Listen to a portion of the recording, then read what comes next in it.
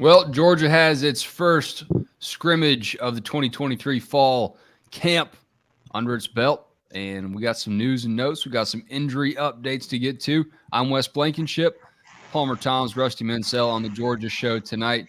And let's start off with what we heard from Kirby Smart, guys. This was not about a bunch of install stuff. This was about finding out who wanted to be there, who was tough enough, who wanted to grit this thing out. Guys, it was almost 110 degrees. I don't know what kind of mind you have if you want to be down there, but that's why you come play at Georgia, right? I talked to somebody that was there, and I would say this person has been to many, many, many, many games at Sanford Stadium and many, many probably scrimmages under the staff. And he said it was the hottest by far, not even close on Saturday, what it felt like. He said that he was in the shade and people just couldn't breathe. It was so hot. But Kirby Smart loved that, to get those guys lathered up and to find out who wants to be there. They kind of hit that wall a little bit. They've been staying at the Georgia Center there together as team, and you get to a point, man, where the days start running together. You're tired. Everybody starts feeling a little bit sorry for themselves, and next thing you know, Kirby drags you over to Sanford Stadium, and it's important. I mean, it's an important day. So, the culture at Georgia. You know how Georgia's been built on toughness and physicality, and then you throw open that the old heat factor. I can imagine there was a lot of tape that be evaluated, based off, hey, who can play through this? Because in September in the state of Georgia, it's still hot. And they've got 5 games in September this year with that Auburn game coming early, a road test there. And like he said, 4 or 5 of these games, they're expecting the heat. And so, like we've said, that was a test yesterday, really kind of the end of their traditional fall camp setting.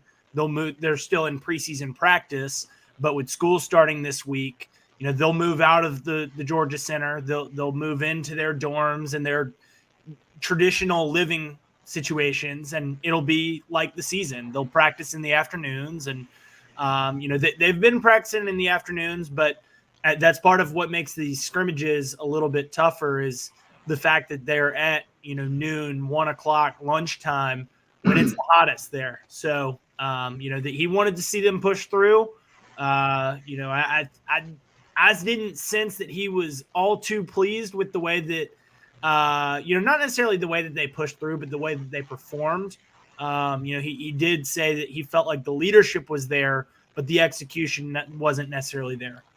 I'll say this too, Palmer, as you mentioned, school starts this week. So that enables Georgia to go to the 20-hour rule. So they only get 20 hours. Now it's kind of unlimited. They can be there all day watching tape, doing this, having meetings. The day school starts, they go to the 20-hour per week rule. So that will kind of change things and make the scrimmage next Saturday that much more important, because I just think the 20-hour rule is something we don't talk a lot about. You're right, Palmer. They'll go right into the season type practices beginning this week. Player groups, position groups, Kirby said he wanted to see more out of or play better. The quarterbacks and every skill player around the quarterbacks, it seemed like kind of got every best shot from the defense that they could have wanted. And that's typically how things go when you start these scrimmages out. The defense always seems to have a leg up.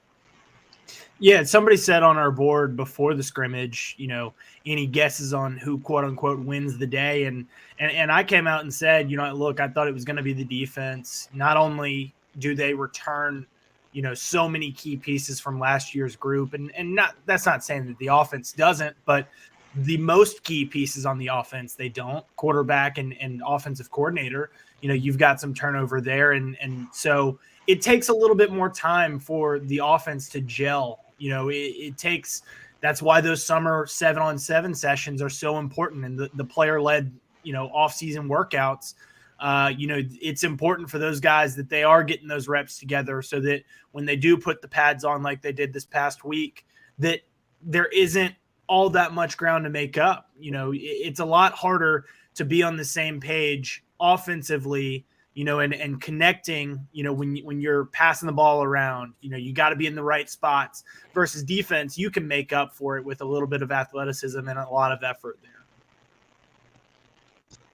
Yeah, I think you just listen, we've all played high school football, so I'm not discounting college football in this program, but everybody that Colin knows the defense is ahead at this point. It just is what it is. And then the factors that you just mentioned kind of put that further away, even with that quarterback and an offensive coordinator, Mike Bobo, those types of things. And you just kind of understand, even NFL, man. I mean, I got a chance to watch the Falcons practice 2 weeks ago, and the offense it's timing. There's so much to do with these things. And, it's not panic mode season, but I will say this, I'm not going to sugarcoat the importance of this next scrimmage. And this scrimmage, they will kind of, this one, from talking to people inside that building, this will kind of start the first depth chart. When they break this tape down from yesterday, and I'm sure they did that today, when they got done with that, they kind of had a little piece of what they're looking at depth chart wise.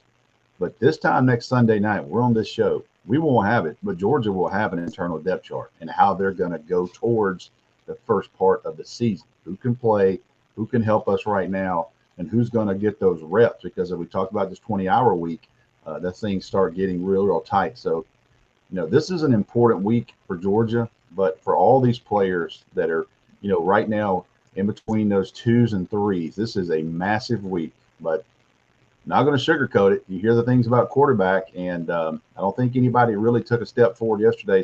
There were some highs and lows. I think the biggest probably, if I were to sit down with Kirby Smart and ask him tonight, and he would say it publicly, I would think probably the most disappointing thing for him was the drops. I think we all talked to everybody. There was a lot of drops yesterday. There were some third down drops. There was a drop on a play that was kind of wide open, and the ball fell into the defender's arms because of it, and it wasn't the quarterback's fault. So that kind of surprised you a little bit, but it's also early, and you still think that this receiving staff and this receiving core and this skill group is going to be something that's going to be a strength for Georgia. But early on, in that first fall scrimmage, the wide receivers and what I heard, they've got to fix those drops. Well, I mean, hell, you watch the scrimmage video that they put out, and it's right there for you. Arian Smith, the ball goes off his hands and is intercepted by a defender there. So, there's no hiding the fact that happened. Kirby said it. They showed it. And, going back to what you were saying about, this next scrimmage being so important and this time next week, probably Georgia knowing what they're looking like going into the season. Kirby was asked about, preparing for that first game and the fact that it's not a marquee matchup like it has been the last couple of years. And he said, look, I'm not concerned about that.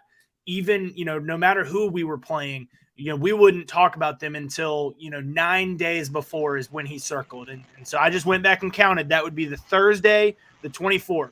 2 days before that final scrimmage that they'll do, which is more of a walkthrough than it is, an actual hard-hitting scrimmage.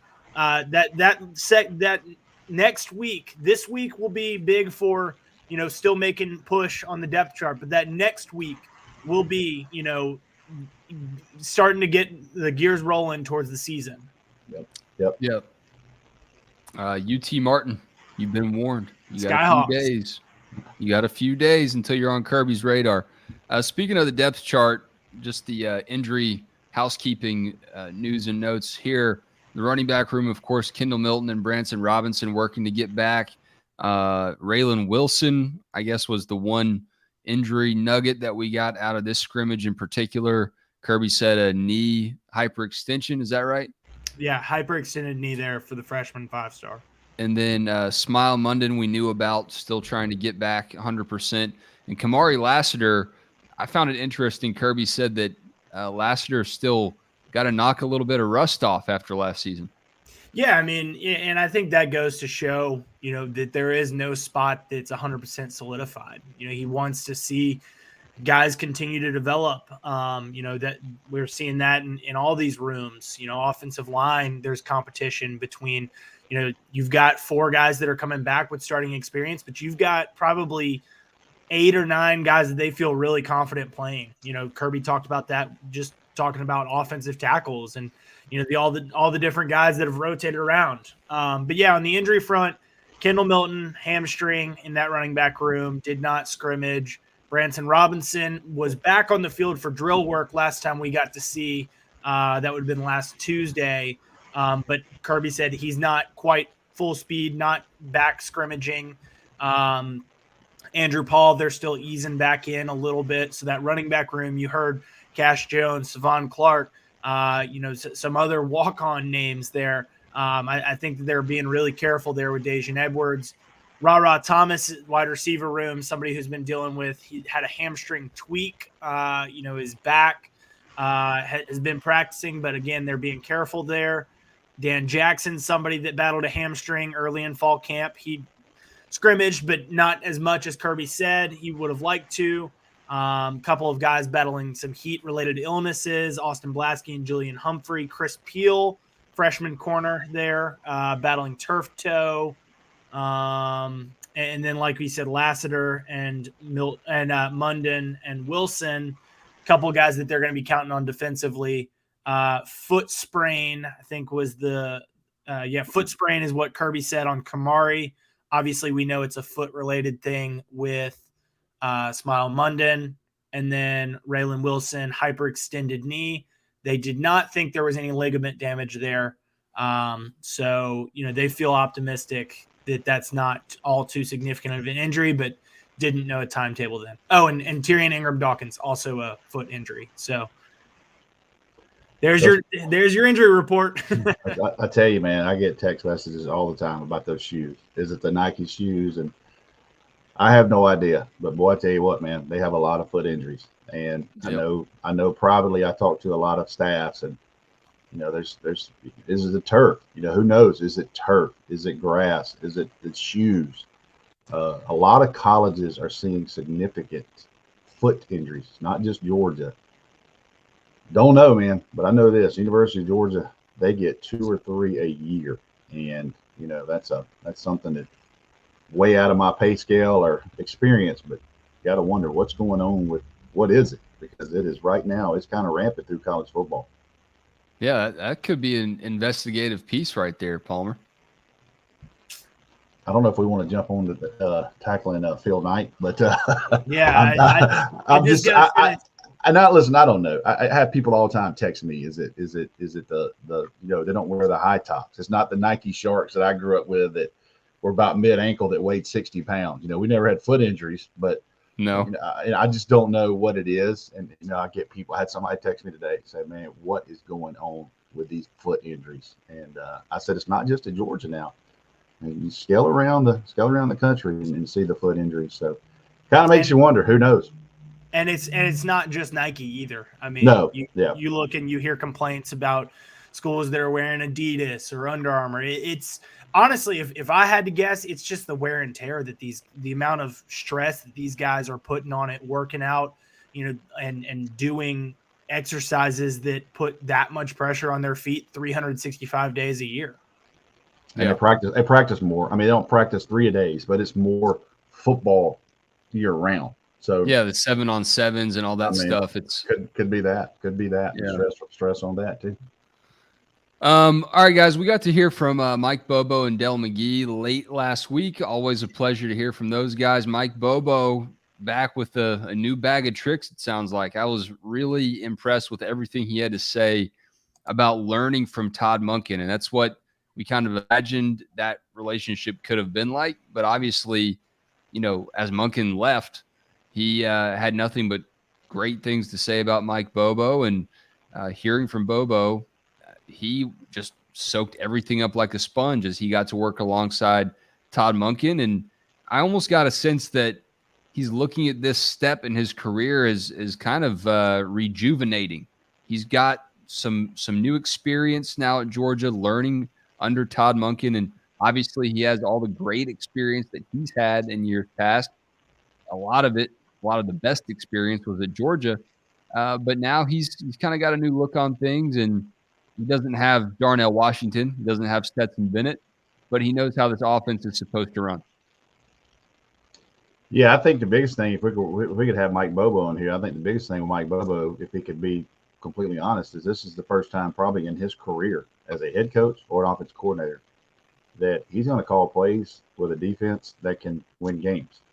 I think Mike would probably tell you that every time he's called plays, it's been in situations where you have to score every single time. I mean, the game that people talk about the most, and I certainly will say the game people talk about the most, is the Todd Gurley South Carolina goal line play with him not giving the ball. Fair enough. But they also scored 35 points that day on the road at South Carolina, and they lost. You know what I mean? So if Georgia scores 35 points right now, it's over. They're going to win the game 100% of the time, 99% of the time. They're going to win the game at 35 points. So it's just a little different challenge here, and I think he probably feels like he's got he's got all these weapons and these quarterbacks. He's trying to figure out how they're going to go and do these things, but it's just a different mindset probably. You look at the Tennessee game last year, and Georgia throttled that thing down. Started raining and all these things, but Mike Bobo has probably never had that opportunity to say, "Hey, let's let our defense finish this thing off for us. Just don't turn the ball over, and we're good. It's going to be raining. Let's just finish this thing off and win this huge game." So that's not. I don't think Mike Bobo has ever been in a situation in South Carolina, Auburn, Georgia, or Colorado State. I watched a lot of the Colorado State games, and they scored a lot of points out there with those kids, but they couldn't stop anybody defensively. And so it's interesting to me how he'll call this year. I still think it's going to be a great offense. I think they're going to be, lights out. But I think his mindset probably he'll understand it. The other side of the ball is pretty damn good. Well, and he was asked, about if he can notice a difference between Georgia last time he was here and Georgia now. And, he said the biggest thing that he's noticed is just how well that they've recruited and the talent that is coming in and year out. It just creates depth. I mean, there is no drop off, or if there is a drop off, it's significantly smaller than it was in years past because of the way that, the number 1, number 2, number 3 ranked classes that Kirby's brought in every year since 2017. So that's the biggest thing. And then the way that they develop guys too. Obviously that's a huge, he said there's not a meeting that they go into that word is not brought up. And, it's harped on for the coaches. Here's how you're going to coach. You're not just coaching the 1s, you're coaching the 3s and the 4s too. And you're treating them like they are starters because we don't want that sort of a drop off. And so, because of that, they've got the depth, they've got the development, they've got the talent that he just hasn't been able to work with before. Bobo pointed out that it will be different because Stetson was an elite runner. Kirby said that they're not approaching the quarterback position too differently because they don't want to design too many runs for the quarterbacks. I imagine the truth somewhere in the middle. Yeah, the way that I interpreted those two comments, Kirby's specifically, it was more that they're not designing runs. They don't want their quarterback getting hit. They used Stetson's legs, and Stetson's mobility was an asset, but it was not. They weren't necessarily very rarely were they designing runs for him. We saw it in the playoffs. In the Ohio State and the TCU games, they specifically called those quarterback power plays that felt like had been kind of hidden all year, and that's because they wanted to protect the quarterback. And so they're not necessarily going Stetson's legs were an asset. He could make something out of nothing. That may not necessarily be whoever it is at quarterback, especially if it's Carson Beck, who's, the least mobile of the 3. That they're probably not going to have that kind of ability to make something out of nothing with their legs. But they're not necessarily having to change the offense in design and play call because of the non-running quarterback. Yeah, I think you look at all the plays that I was just in there thinking about Stetson Bennett. You think about the TCU play where they blitzed him and went man to man, and he made the guy miss and probably goes 40 yards. And then you think about the Tennessee game when they blitzed him and he made the guy one-on-one miss and he dives to the pylon for a touchdown. So those kind of plays aren't scripted. Those are what drives the defensive coordinator absolutely bonkers. And that's what makes an offensive coordinator go, thank you, because that wasn't the play, but you still got us an explosive play. So agree, if it's Carson Beck, and we all anticipate it's probably going to be Carson Beck at this point, he just probably, that's not his game. That's not his package. But, if and when Brock Vandergrift is playing, that is certainly a big part of his package. Wheels. As a much bigger guy. I mean, I think people realize when they see Brock Vandergrift, they go, damn, that dude is big and he is fast. He's very athletic. So that's part of his package. So we'll see as things go on. I fully expect, no matter what, I expect Brock Vandagriff to get more snaps this year. So, probably Georgia fans will see that part of the game with him with his legs. Probably see a lot of Brock Vandagriff early in the season, I would imagine. Yep. And the other thing that stood out to me about what Bobo said, and I thought there was a lot of truth to it, is Georgia's offense was going to change regardless of who was in that coordinator seat. Whether it was Todd Monken or him or anyone else, Georgia was going to have to change its offense because they don't have that quarterback that has that playmaking ability with his legs. They don't have a 6'7", 280-pound tight end that they can, get it to in space. And somebody that wasn't necessarily mentioned, but I think is a big part of, what Georgia's offense was last year and, what they probably don't necessarily have a huge strength of this year. They don't have a pass catching back like Kenny McIntosh. And so Georgia was going to change its offense regardless of who was there, who was at quarterback.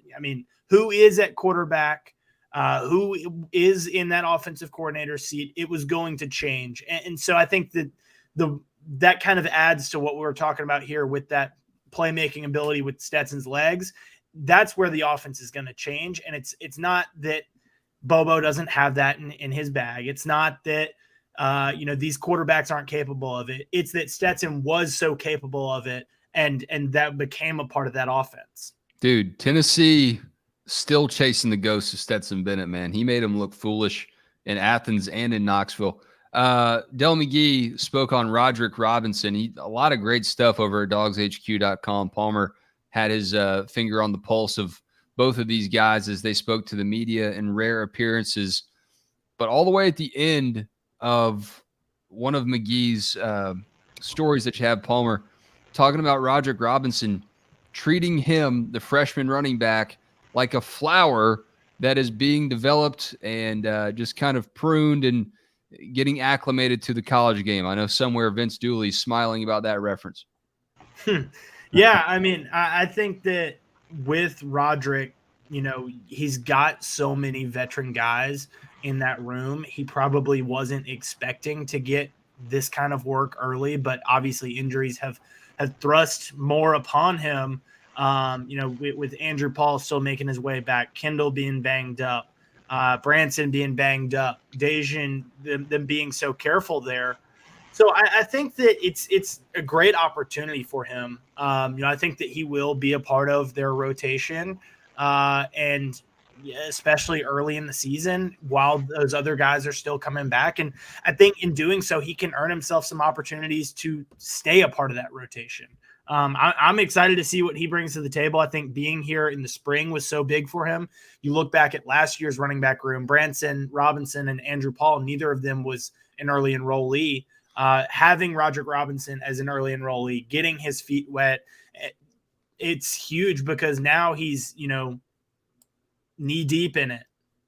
Yeah.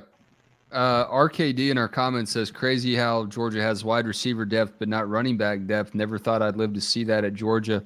I'll push back on that slightly. I know it's not, 4 and 5 star depth, but it's a lot better than a couple of years ago when you had to put Kieris Jackson at running back because there just weren't actual bodies back there to play running back. I'll say this is too, and to his point, that this is something that's very different with Mike Bobo the first time than Mike Bobo now, because that team was built with running backs. And that Georgia didn't quite have the playmakers outside. And that was always kind of the complaint from Georgia fans. They had good players, but I think when you look at depth versus depth, and then you throw in the injury factor, I think that right now the wide receiver room and the skill players are definitely a little deeper than the running backs. And you look at the injuries there. That scares you a little bit. Go one comment here. Brian McPhail, I believe, says Big O on the field is like having another tackle. Let me touch on that one. That is 1,000% right. And you know what? There was only one Darnell Washington in college football. He was 6 foot. What was he? 6'7", 260 pounds at the combine. Yep. And he had lost some weight then. Yeah. The ability to put him in that 12 package with 2 tight end, 12 personnel, to put him out there outside of these Amarius Mims, these guys, and to have those two out there like that, it had to really just be like, how the hell do we even defend this with our guys? Because it's basically 2 tackles. Every single formation with those 2 guys are side by side. So that is something that he's not. And there's not another one like him. Now, Brock Bowers is the best tight end in college football, but there's not another package like Darnell Washington that would give you that type of mismatch every single play, because he was a pass catching tight end. I'm excited to see what he does in Pittsburgh. You already see him doing some stuff there, but this guy, and everybody told him, including myself, that thought-wise was, dude, just gain 30 pounds and be a first-round tackle. Well, you know what I mean? But he stayed with us. He stayed with what he wanted to do, and he was the 3rd-round pick, I believe, for the Steelers. So he's got a unique package. Georgia does not have that. So that's going to be something that I don't care who's playing that position, that role will be gone, and that valuable tool of Darnell Washington will not be there for Georgia. Well, and it wasn't just the in-line blocking. It was his ability and athleticism to be able to get out in space on the perimeter. And it kind of goes back to what I was going to say when we were talking about the running back versus the wide receiver depth. The reason that Kirby's not necessarily as concerned about that running back depth, the lack of it right now, is because they have an extension of the run game in the screens. And we talked about that last year as Georgia wasn't necessarily running the ball super well early in the season. It's because they were getting the ball out to the edge, by throwing it there. And so they had a blocker like Darnell Washington able to get out to the outside. Very interested to see what Oscar Delp can do with that. He's put on 20 pounds per the media guide. Made blocking an emphasis, and that was something that Todd Hartley said. I talked to Oscar at the national championship game when it was kind of thought that he might be in there starting for Darnell after he got banged up in the Peach Bowl and played a significant number of snaps there in the Peach Bowl in the second half of that game. Blocking was not his forte coming into college, and that was a huge emphasis for him this offseason. Very curious to see how that pays off for him, especially getting out in space, blocking on the screens. On the flip side, we were told Oscar Delp had a 64-yard touchdown yesterday. So anytime you take about an 8-yard route and you go 60 on Georgia defense, that's not a bad player as well. No matter who makes that starting spot at any given position group, a lot of guys competing for it right now. You can get tickets to see a lot of them over at GameTime.co. We partner with them on our show, and a lot of On3 sites have as well, as your last-minute ticket option to pick up your games that you need. And Georgia's got some easy ones out of the gate we all know about. But that South Carolina SEC home opener right there, 3:30 primetime kick, is going to be exciting for people. And those tickets start right now at $165. GameTime.co, not a typo, not an omission. GameTime.co/DawGS will get you $20 off your first order if you place the order through GameTime.co. I was a freshman the 2008 season when Georgia had the infamous blackout game against Alabama, and we had to go through this old Facebook group and try to match up. You got a split. You got half the home games, and you either got the Bama game or you didn't. Well, I didn't. I had to find some random guy and meet up and get his Alabama ticket, and it was probably it would have been a lot better spent on some. I guess at that time it would have been Canes. It was Canes already, but you can't go back and change the past. What you can do is look ahead at GameTime.co. Go ahead and check it out. They got all the options for all of Georgia's home games. GameTime.co/DawGS. Hey, Wes, quick correction. It's not /DawGS. It's promo code DawGS. Just Promo code. GameTime.co. Just there wanted you go. to get that in there. So Palmer keeping me straight. I appreciate it. Mm. I mean, DawgsHQ is picking up a lot of sponsors, and a lot of them do have the /. Yep. This is just at checkout. Good call, Palmer. Rusty, you saw Zamir White this past weekend. I did not. Jeremy Johnson saw him. Okay. Thursday night, but I did watch some of his clips from that, and I did talk to Cedartown staff who has Tate Harris, their corners committed to Georgia in the 2025 class, and then you have Sokovia, the 2024, and you know, in Cedartown's, I've known those guys for a long time, so they obviously know a lot of players there. They told me, man, he was hard to deal with. Said he's real quick. He's got that suddenness to him, and he got behind a defender. And they tried to keep everything in front with him, and got behind a defender one time and a half. The starters only played one half, and scored a touchdown, called a one-handed ball when tight covered. So, Sokovia already starting out. And by the way, good little plug here.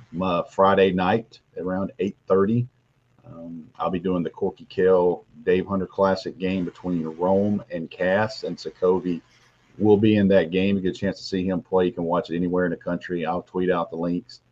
You can watch it free on stream. It'll be on Peachtree TV in Atlanta area, so you'll be able to pick it up. But a lot of players this week, but Sokovia plays next Friday night. You'll see the play here. Watch him get in behind the defender, and you'll just see this right here with his left hand. See his left hand right there, make that catch. Yeah, and you see the defender going down. Like, man, I had tight coverage, and you just look back up and you see the guy with the ball there, and that's kind of a look at that catch.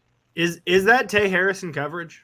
I don't think so. Look at his arm. Though. See his arm? See his right arm? Yeah, I'm trying to do, man. He can't. Yeah, I mean, so he can't do anything, but he catches that ball one-handed. So that tells you kind of what the difference is when you start talking about players.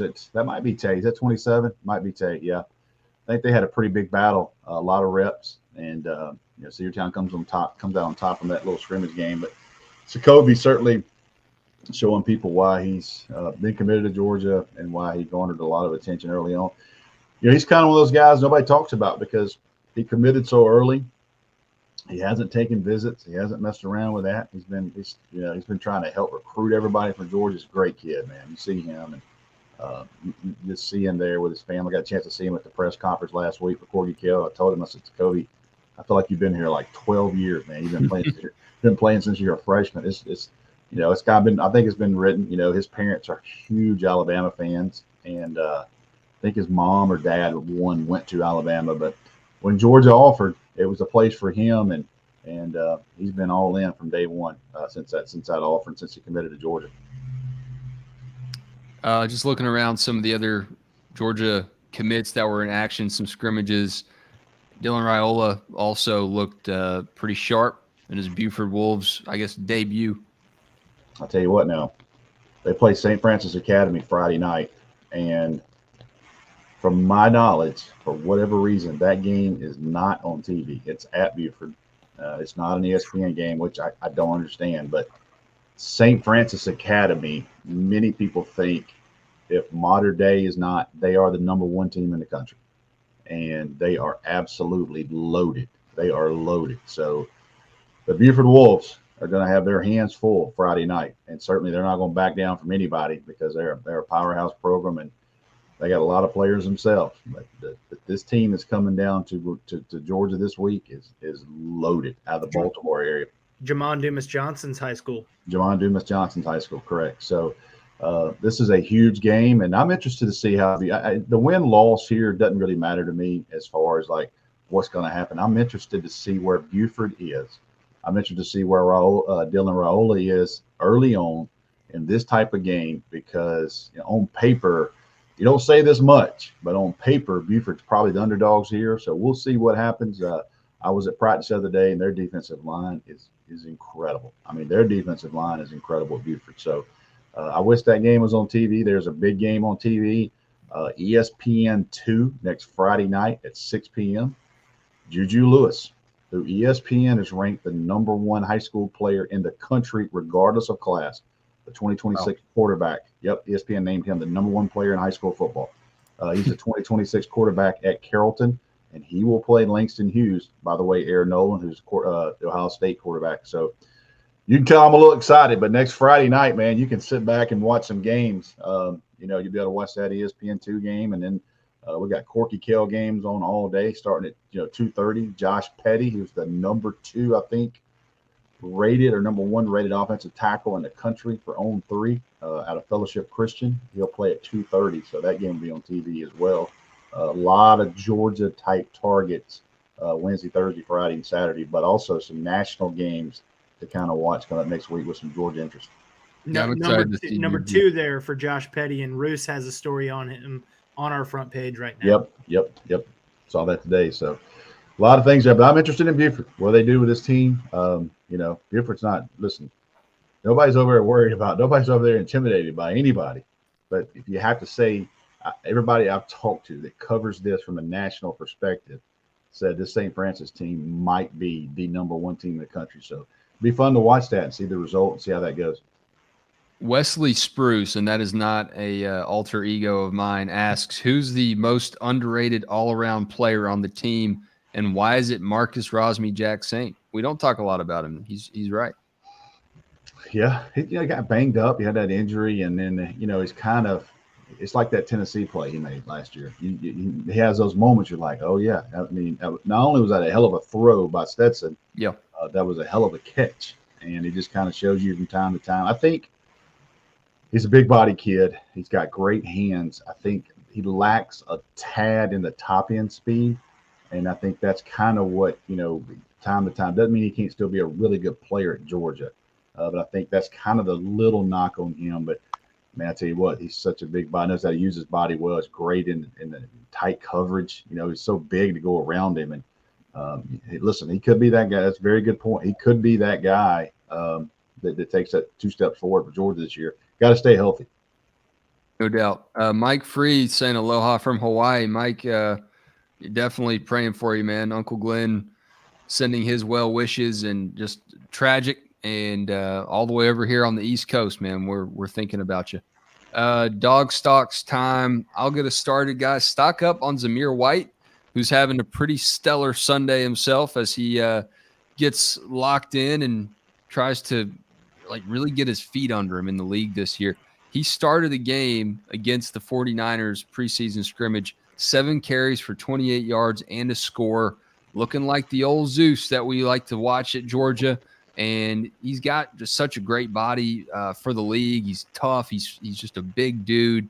Obviously had some injury troubles at Georgia. Who knows how good the guy could have been in the league. But good to see Zamir White in that black and silver looking really strong for the Raiders tonight. And getting an opportunity with Josh Jacobs holding out there for the Raiders. I am going to continue on with the preseason theme and go stock up on Stetson Bennett. Yeah, somebody had to do it. Yep. That's the layup here tonight, and I'll take it. Just continued his dominance at SoFi Stadium. In a game that was oddly reminiscent of the national championship with Max Duggan on the other side. It was funny watching Stetson kind of effortlessly lead a couple touchdown drives while Max Duggan was picking turf out of his face mask. Chargers end up getting the better of the Rams, but Stetson had an impressive night. Final stat line for him, 17 of 29 for 191 yards and a touchdown, led 3 scoring drives, and had a missed field goal in there as well. So his second touchdown drive, I was back home with an opportunity to watch it. Back-to-back plays, 3 straight plays, picking up first downs, 17, 12, 19 yards through the air there for the mailman. Exciting to see what he's capable of in the NFL. Sean McVay had some nice praise for him. Stetson talked about what it was like playing in his first preseason game. So stock up Stetson Bennett. And Rusty, I don't know if you're planning on mentioning Jalen Carter and the Eagles there, but he looked impressive. Can I go stock up Jalen, stock down Ben? Oh man, it's funny. I've known Ben since he was 12 or 13 years old, and he's just a grinder. You know who Ben Cleveland is, but he probably thought, my God, I'm glad this guy wasn't at Georgia the same time I was, because you just look at that for 1 year. Yeah, you just look at that room. You look at that move he made and how quick he swim moved. Ben Cleveland, who is a massive human being, he didn't just bring his left arm over somebody that's 6'3". You know what I mean? That move he put on him it just shows you why, man. And as a Falcons fan, I just kind of cringe, going, "Oh man, I don't know if I'm gonna be able to watch this." I'm obviously rooting for Philadelphia with that. Well, all those, but as a Falcons fan, you go, "Boy, we passed on that." So. Yeah. We'll see how it goes. And listen, not the first, and not the first one of those. No kidding. And Bijan is obviously, I think, has had a great fall camp. So I don't get into the Falcons, but I would say stock up there. But I'll go from this, and this is something I was going to write tomorrow on DawgsHQ, and I'll touch more on it. But talk to a lot of people in the building in Athens and over the last 10 days or so, and he had a really good game yesterday, really good scrimmage yesterday. I'm going to go stock up to a guy, and it's almost touching that subject just now about underrated players, and that's Zion Lowe. I heard Zion Lowe had a really good scrimmage yesterday.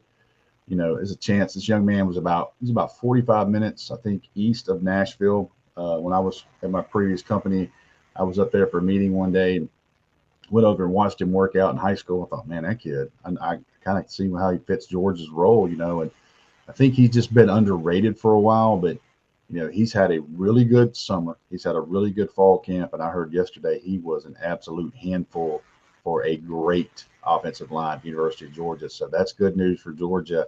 Not only to have a guy that's, you know, a senior leader, but for him to be playing his best football so far. Stock up for Zion Lowe. I think he's going to have a really big year for Georgia. Yeah, it's not a knock on Lowe, but, you know, he kind of carved out this role player, you know, ID on that really talented D line because it was Jalen Carter and kind of everybody else. So that's great news. Yep. And he's played behind some first round draft picks too. So, you know, I mean, you got to kind of wait your turn there. But Zion Lowe, I've just known him since high school, and really respectful kid. When I went up there and saw him in Tennessee, and I just think that, you know, what I hear, man, and I touched on it Friday. You know, if you're not a subscriber to DawgsHQ, if you follow my work for 13 years, I don't really get into the, you know, I kind of laugh with some of my other guy friends, that some of my buddies that's been in business a long time. We always talk about, you know, here comes the off season, the best strength conditioning ever. You know, the seniors are bought in, man. You know, it's the best chemistry ever. I just don't really touch that. But on Friday, I felt like it was worthy because I've had a couple of different examples that I shared privately on our DawgsHQ board. Subscribers there read those examples of some of the things some players have been doing. And I'm telling you, man, this team right here, are they going to win a national championship? I have no idea. But I can tell you, as far as like culture, closeness, this team at Georgia right now, this group of guys, you know, I heard they're having a really good time around each other. They're very tight-knit group, and that goes a long way, man, when you have this type of grind. When you have, listen, you think about this, guys. Georgia's played 30 games. 30 games in the last 2 years, if I'm correct on that. Yep. Yep. And you think about Georgia, that's 30 bloody Tuesdays. I mean, it's not like Kirby got to practice and said, hey, we need to back off. If you remember when Alabama beat them in the SEC championship, what did he say they did? Because conditioning. They had 2 or 3 weeks of hell, basically. And he said, look, I'm going to challenge Jordan Davis. I'm going to challenge everybody. We're going to get after this thing. And, you know, and Georgia won that thing. So I think, you know, the little things about the chemistry I'm hearing on this team off the field, I usually don't touch that. But, I'm you know, I wouldn't be doing my job if I didn't pass on some of those things. So, to me, that's really good news. And one of those guys it starts with is Zion Lowe. Love to hear that, man. Yeah, that culture stuff is so tough to maintain. That is. Found a way to do it for every game of the last 2 seasons. Even when they lost, they rebounded from it and got better because of it. And it's been a huge wake-up call for the whole program. Thanks for watching tonight, guys. Hit like and subscribe if you don't already. Check out DawgsHQ.com for a premium membership if you're not doing that. Bark After Dark tomorrow night at 9 p.m. right here on the DawgsHQ YouTube channel. And we'll be back with the Georgia show on Wednesday at 8:30. We are 3 weeks away, less than 3 Saturdays away from Georgia and UT Martin and the defense of that back-to-back national championship. For Rusty and Palmer, I'm Wes. We'll catch you soon. Thanks.